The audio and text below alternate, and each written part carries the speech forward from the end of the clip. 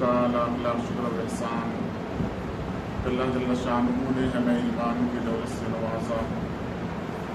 اور جناب رسول کریم صلی اللہ علیہ وسلم کی امت کے اندر پیدا فرمایا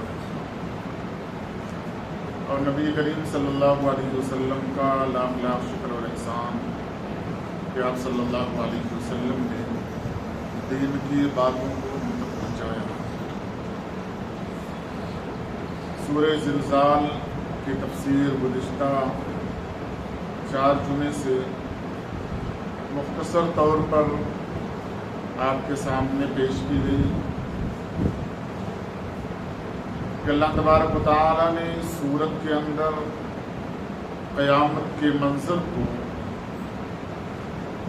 کس انداز میں ہمارے سامنے رکھا کہ ہم اتنے ہولناک اور اتنے لمبے دن جو قیامت کے ایام ہوں گے ان کو بآسانی سمجھ سکیں، اور اللہ تبارک و تعالیٰ کے پاس حاضر ہونے سے پہلے کسی زندگی میں اس دن کی ہولناکی سے بچنے کے ذرائع، بچنے کے طریقے کے مطابق آپ صلی اللہ علیہ وسلم کے بتائے ہوئے طریقے کو مان کر عمل کر کے اپنے آپ کو بچا سکیں۔ اس سورت کی آخری 2 آیتیں جو خطبے کے درمیان تلاوت کی گئی ہیں، جس کے اندر اللہ تبارک و تعالی نے ہمیں مخاطب کر کے یہ بتایا ہے کہ ہر شخص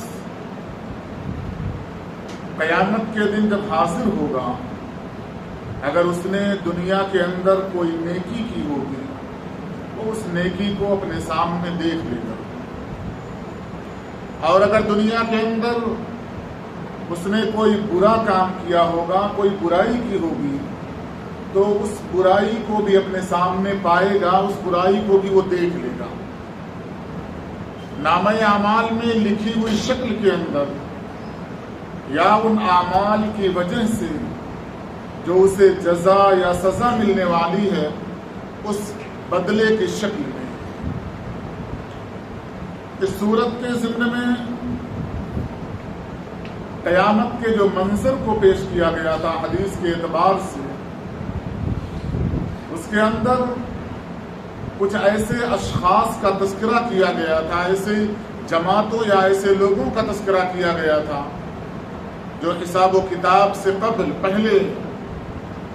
اللہ تبارک و تعالی کے انعام و اکرام میں ہوں گے، یعنی عرش کے سائے میں جگہ پائیں گے۔ اس عرش کے سائے میں جگہ پانے والے لوگوں میں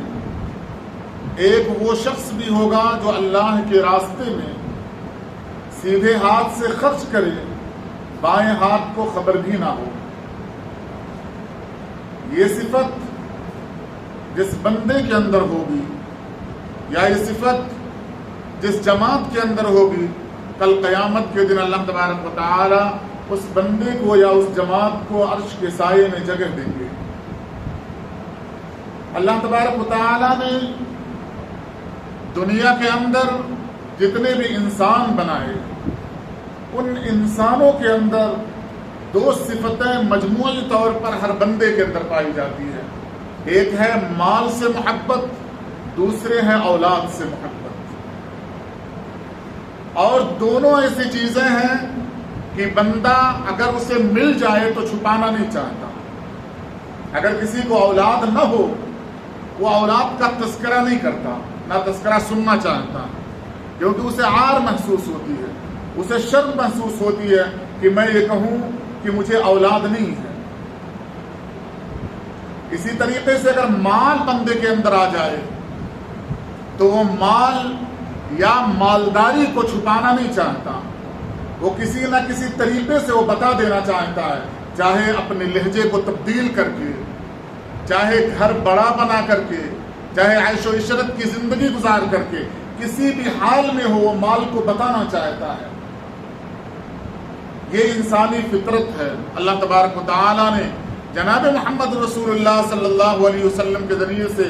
ہمیں یہ نصیحت دیا ہے کہ جو فطرت تمہارے اندر ہے، جو تمہاری ذات کے اندر جو چیز ہے، اس سے ہٹ کر اللہ کے بتائے ہوئے طریقے پر عمل کرو گے، تب اللہ تبارک و تعالی راضی ہوں گے۔ کل قیامت کے دن بچنے کی جہاں کوئی سبیل نہیں، بچنے کا کوئی راستہ نہیں ہوگا۔ اللہ تعالیٰ فرما رہے ہیں کہ اس مال کو چھپا کر خرچ کرنے کی وجہ سے تمہیں عرش کے سائے میں جگہ دیا جائے گا، لوگوں کو وہاں پتہ چلے گا کہ تم نے دنیا کے اندر مال کو خرچ کیا تھا۔ لیکن اس سے ہٹ کے مسلم معاشرے کے اندر جو سب سے بڑی برائی آج کے دور میں نظر آتی ہے وہ ہے مال کا خرچ کرنا اور دکھا کر خرچ کرنا۔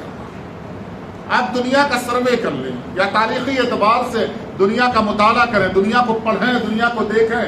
تو آپ کو پتہ چلے گا سب سے قلیل جماعت، چھوٹی سی جماعت، وہ ہے یہودیوں کی۔ ہر بندہ اپنی کمائی کا ایک حصہ اپنے مذہب کے لیے خرچ کر دینا چاہتا ہے، لیکن آپ کو کہیں نظر نہیں آئے گا کہ کسی یہودی نے کروڑ روپے اپنے مذہب کے لیے خرچ کیا ہو اور اس نے رسید بنوائی ہو، یا اس نے اپنا نام کہیں لکھوا دیا ہو، یا جا کر مجمع عام کے اندر کہا ہو کہ میں نے اپنے مذہب کے بچاؤ کے لیے کروڑوں روپے خرچ کیے ہیں۔ جبکہ باطل مذہب کے لیے، جبکہ باطل چیز کو بچانے کے لیے اتنا خرچ کر رہے ہیں۔ ہمیں پتا ہے کہ ہم حق پر ہیں، ہمارا مذہب ہمیں بتاتا ہے ہم حق پر ہیں، اللہ کی کتاب ہمیں بتاتی ہے ہم حق پر ہیں، ہم جناب محمد رسول اللہ صلی اللہ علیہ وسلم کی امت ہیں، یہ ٹائٹل ہمیں بتاتا ہے کہ ہم ناجی ہیں، ہم صراط مستقیم پر ہیں۔ اس کے باوجود دیکھا جاتا ہے کہ ہمیں وہ چیز نہیں پتہ چلتی کہ جو نبی کریم صلی اللہ علیہ وسلم نے بتایا۔ وجہ کیا ہے؟ ہم قرآن کو کتاب مانتے ہیں، تلاوت کے لیے مانتے ہیں، پڑھنے کے لیے مانتے ہیں، مطالعہ کرنے کے لیے مانتے ہیں، یہ نہیں مانتے یہ زندگی گزارنے کا سلیقہ اور طریقہ سکھاتی ہے، یہ ہم اس چیز کو نہیں مانتے، زبان سے اس بات کو کہتے نہیں، لیکن ہمارا عمل بتاتا ہے کہ ہم قرآن کو قرآن مانتے ہیں، لیکن قرآن کو دنیا میں زندگی گزارنے کا ذریعہ یا راستہ ہم نہیں مانتے۔ حدیث کو حدیث مانتے ہیں، لیکن دنیا کے اندر اچھی زندگی گزارنے کے لیے حدیث ہمیں کام دے گی، ہم اس چیز کو نہیں مانتے۔ عملی اعتبار سے زبان سے کوئی بندہ نہیں کہے گا۔ آپ دیکھیں مسجد کے اندر نکاح ہوگا، ہم اعلان کریں گے النکاح من سنت، یہ نکاح میرے نبی صلی اللہ علیہ وسلم کی سنت ہے، اور ہم یہ کہیں گے کہ جس نے سنت کو ترک کر دیا وہ مسلمان نہیں ہے۔ یہ علی اعلان ہم خطبہ نکاح کے اندر سنتے ہیں، کہا جاتا ہے اگر وہ خطیب جو خطبہ دے رہا ہے اگر اس حدیث کو چھوڑ دے اور نہ پڑھے تو خطبہ نکاح سننے والا ہر فرد اسے ٹوکے گا، بتائے گا کہ آپ نے خطبہ نکاح کے اندر النکاح من سنتی فمن رغب عن سنتی فلیس منی نہیں کہا، لیکن اسی نکاح کے بعد کی زندگی سنت کے مطابق ہو، قرآن و حدیث کے مطابق ہو، 1% نظر نہیں آتا، 1% نظر نہیں آتا۔ آپ کوئی بھی کام دنیا کے اندر کریں، کامیابی کے لیے آپ 1000 لوگوں سے مشورہ کریں گے، پھونک پھونک کر قدم رکھیں گے۔ آپ کو بزنس کرنا ہے تو بزنس کے ماہرین سے آپ مشورہ کریں گے۔ آپ کو تعلیم آگے دلانی ہے، مارکیٹ میں کس کورس کی ویلو ہے، آپ مارکیٹ میں وہ انجینئر اور ڈاکٹر اور دوسرے کورس کے کیے ہوئے لوگوں سے مشورہ کریں گے کہ تاکہ آپ کی اولاد، تاکہ ہماری اولاد ناکام نہ ہونے پائے۔ لیکن ایک بڑی زندگی گزارنے کے لیے میری اور آپ کی اولاد ایک قدم رکھ رہی ہے نکاح پر، نکاح پہ قدم رکھ رہی ہے، اور اس کے بعد کی زندگی میں حقوق اس کے اوپر عائد ہو رہے ہیں، 2 خاندان مل رہے ہیں، اس سے نسلیں بڑھیں گی، ان کے حقوق ایک دوسروں کے اوپر مرتب ہوں گے۔ ابھی تک ماں باپ تھے، اب ساس سسر آ جائیں گے، ابھی تک ماں باپ کے علاوہ کوئی اور رشتہ نہیں تھا بھائی بہن کے علاوہ، اب شوہر کا رشتہ آ جائے گا، اولاد پیدا ہوگی اولاد کا رشتہ آ جائے گا، اولاد پیدا ہوئی یہ بیوی ماں بن گئی، اب ماں باپ کے حقوق آ جائیں گے۔ لیکن اس شوہر اور بیوی سے سوال کیا جائے کہ شوہر کے کیا حقوق ہیں، بیوی کے کیا حقوق ہیں، تمہارا مذہب کیا بتاتا ہے، 0 بٹن سٹاتا، کچھ بھی نہیں آتا، کچھ بھی نہیں آتا، اور کوئی فکر نہیں۔ یعنی عملی طور پر ہم یہ بتانا چاہتے ہیں قرآن مطالعے کی کتاب ہے، عمل کی کتاب نہیں ہے۔ اگر کچھ ایسا ہوتا تو پورے ہندوستان کے اندر، پوری دنیا کے اندر آپ کو کہیں نظر آتا کہ جن کی شادی ہونے والی ہے، 2 جوڑے، انہیں کچھ مذاہب کی تعلیم دے دی جاتی، انہیں نکاح کے بارے میں بتایا جاتا، انہیں طلاق کے بارے میں بتایا جاتا، انہیں اولاد کے حقوق کے بارے میں بتایا جاتا، انہیں شوہر بیوی کے حقوق کے بارے میں بتایا جاتا. نہ کوئی پوچھنے والا ہے، نہ کوئی بتانے والا ہے. نتیجہ کیا ہوتا ہے؟ وہ اولاد بگڑتی چلی جاتی ہے،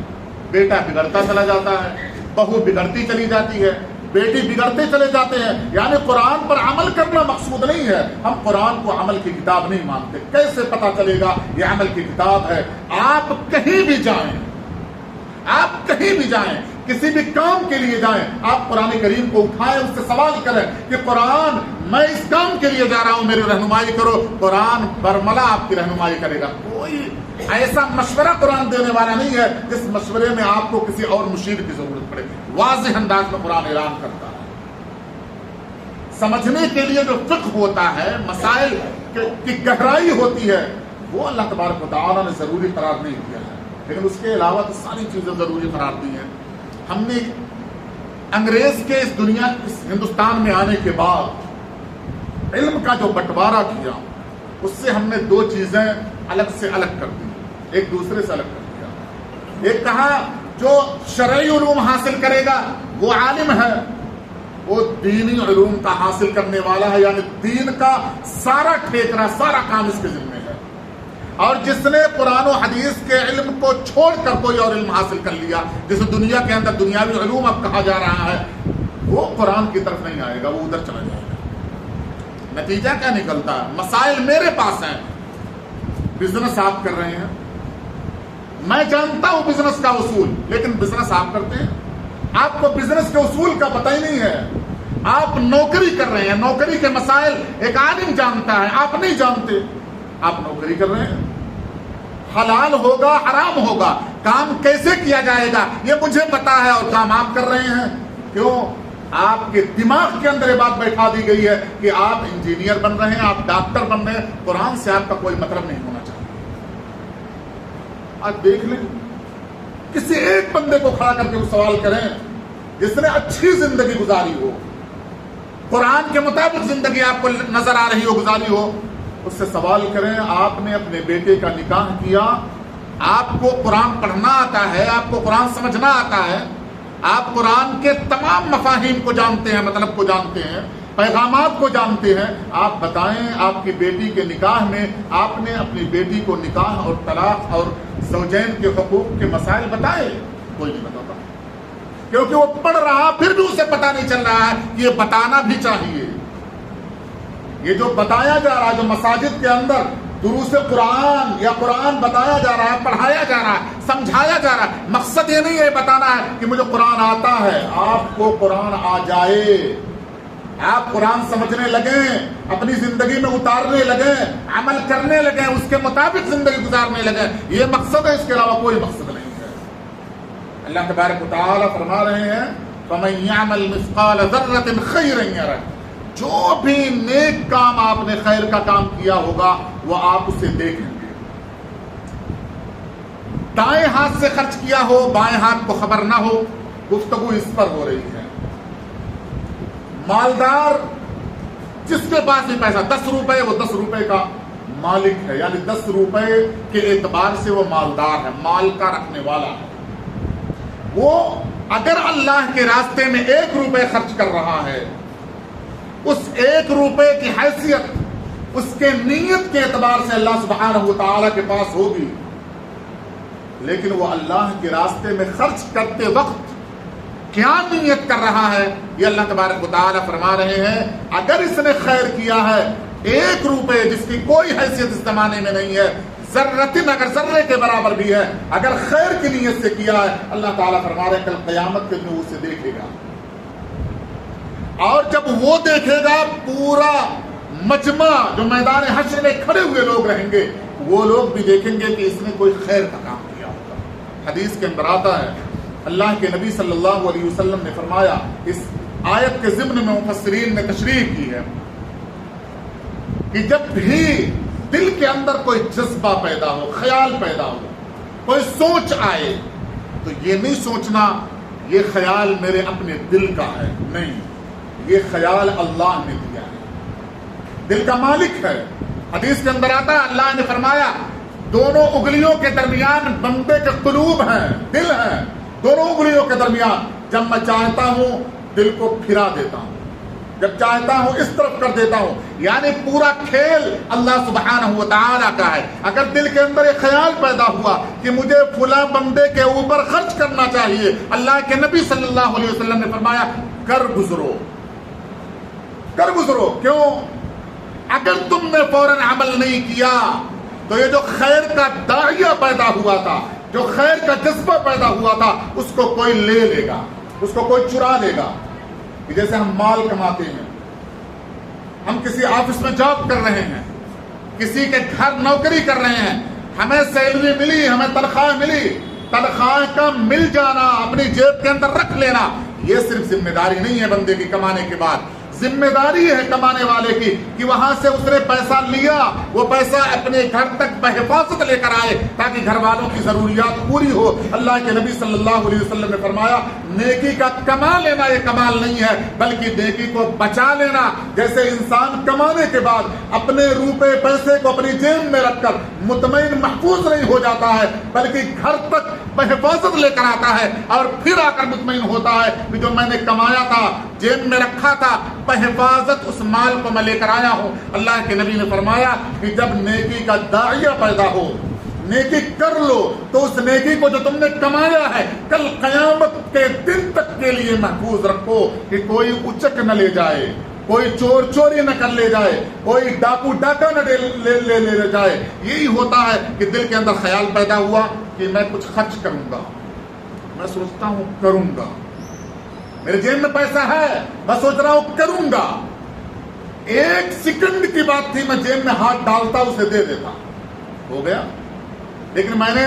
تھوڑی دیر اپنے آپ کو روکا، گویا میں نے شیطان کو موقع دیا کہ میں خرچ کرنا چاہتا ہوں، تم میرے سامنے ہو، روک کر بتاؤ، وہ روک دیتا۔ روکنے کی شکل کیا ہوتی ہے؟ کبھی ہم کسی سے تذکرہ کرتے ہیں کہ اللہ کے راستے میں خرچ کرنا چاہتا ہوں، فلاں جگہ دینا چاہتا ہوں، کیا ضرورت ہے بھائی؟ آپ کا دوست، میرا دوست کیا بتائے گا کیا ضرورت ہے؟ وہاں خرچ کرنے کی کیا ضرورت ہے؟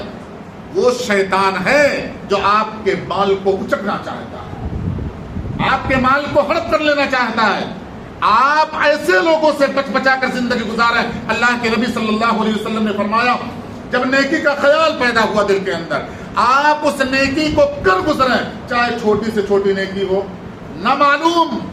اسی نیکی کے اندر اللہ کی رضا شامل ہو اور تمہاری نجات کا وہ نیکی ذریعہ بن جائے۔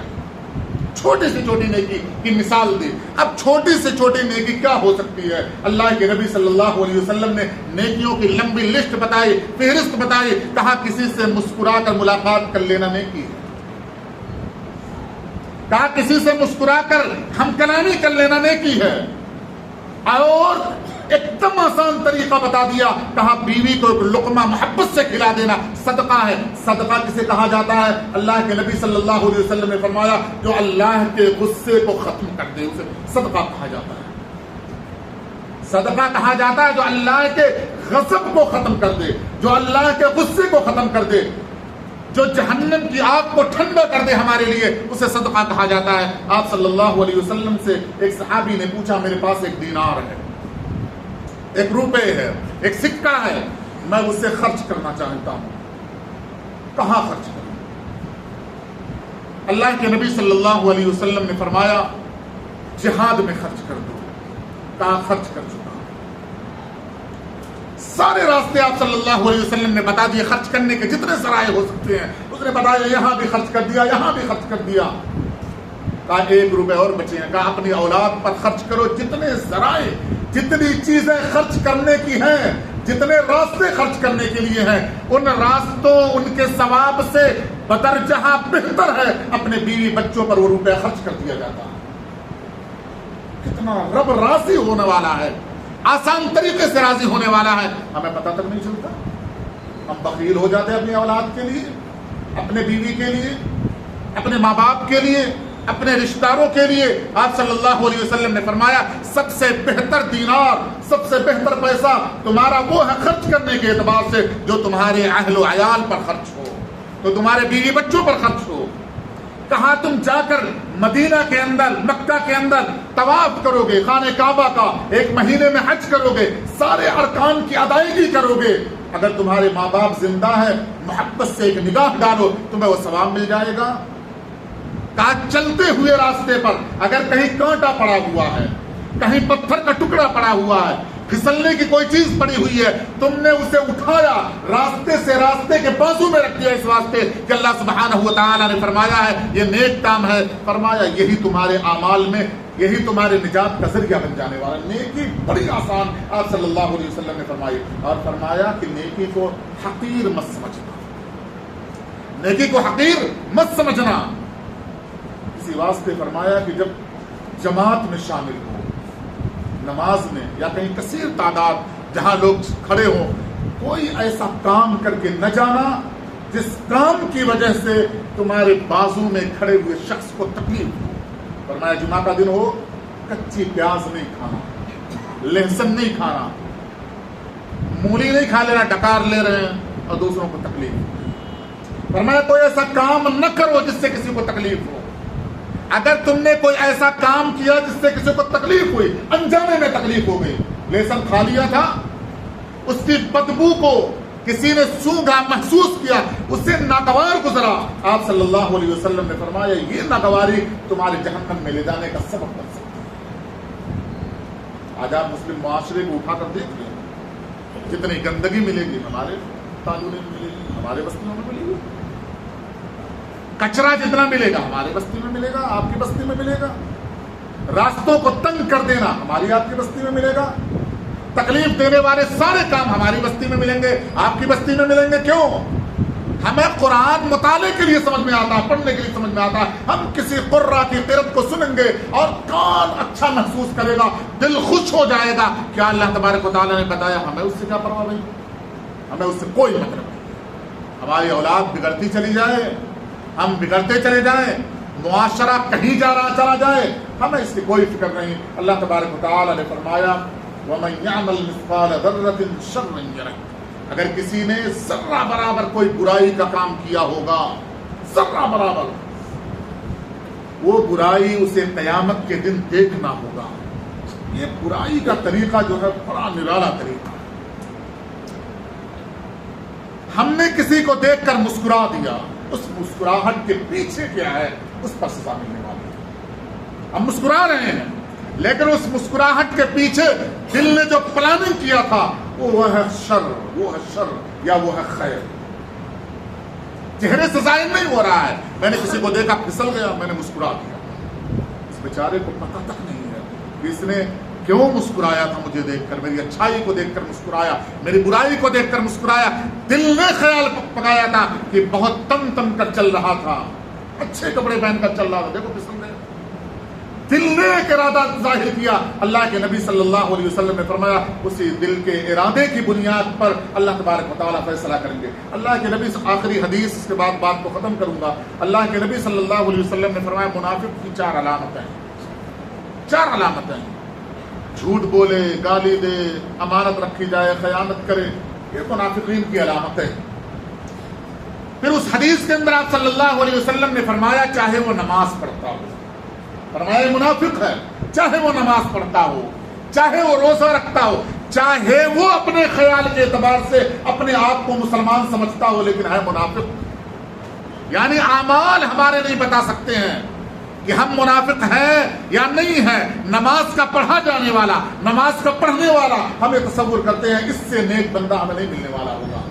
حج کا کرنے والا اس سے اچھا بندہ ملنے والا نہیں ہوگا، زکوٰۃ کا دینے والا، روزے کا رکھنے والا، ہم سوچتے ہیں اس سے اچھا بندہ نہیں ملنے والا ہوگا۔ اللہ کے نبی صلی اللہ علیہ وسلم نے فرمایا چاہے یہ اعمال کرتا ہو اور خود یہ تصور کرتا ہو میں مسلمان ہوں، چاہے پورا معاشرہ تصور کرتا ہو یہ مسلمان ہے، آپ صلی اللہ علیہ وسلم نے فرمایا اگر گالی دیتا ہے، اگر جھوٹ بولتا ہے، اگر خیانت کرتا ہے، اگر دھوکہ دیتا ہے، یہ 4 علامتیں موجود ہیں، چاہے نمازی ہو، چاہے حاجی ہو، چاہے روزے کا رکھنے والا ہو، چاہے زکوٰۃ کا ادا کرنے والا ہو، چاہے پورا مسلم معاشرہ اسے مسلمان سمجھتا ہو، چاہے خود وہ بندہ مسلمان سمجھتا ہو، اللہ کے نبی صلی اللہ علیہ وسلم نے فرمایا یہ منافق ہے اور اس کی سزا اللہ کے نبی صلی اللہ علیہ وسلم نے فرمائی، اللہ نے خود فرمایا ہے کہ اسفل جہنم، اسفل نار ہے جہنم کا وہ حصہ جس سے جہنم خود پناہ چاہتی ہو۔ اللہ تبارک و تعالیٰ سے دعا اللہ عمل کی توفیق